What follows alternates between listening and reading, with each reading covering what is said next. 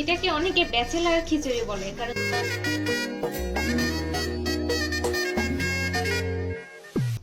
বাইরে অনেক শীত, ভাবলাম ঝটপট খিচুড়ি বানাই। তো আপনারাও দেখে নেন ঝটপট খিচুড়ি কিভাবে বানাতে হয়।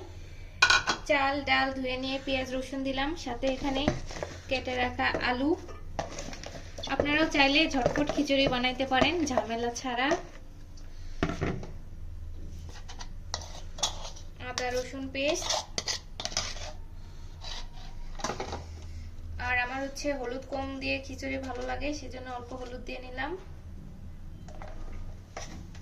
আর যেটা সব থেকে মেইন সেটা হচ্ছে লবণ। লবণ ছাড়া কোনো খাবারই স্বাদ হয় না। এখন বাকি আছে তেল। বেশি কিছু দিব না, কারণ এটা খুব তাড়াতাড়ি বানানো দরকার, অনেক শীত বাইরে।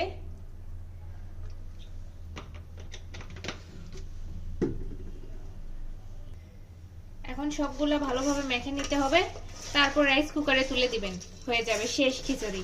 এটাকে অনেকে ব্যাচেলার খিচুড়ি বলে, কারণ যারা মেসে থাকে তারা জানবে বিষয়টা, কারণ ঝটপট তারা মেসে খিচুড়ি রান্না করে খায়, তাদের এক্সপিরিয়েন্স আছে এই বিষয়ে।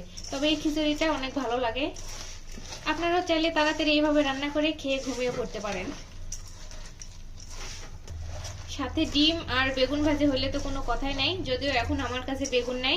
ডিম ভাজবো সাথে, আপনাদের সবার দাওয়াত রইল, চলে আসবেন।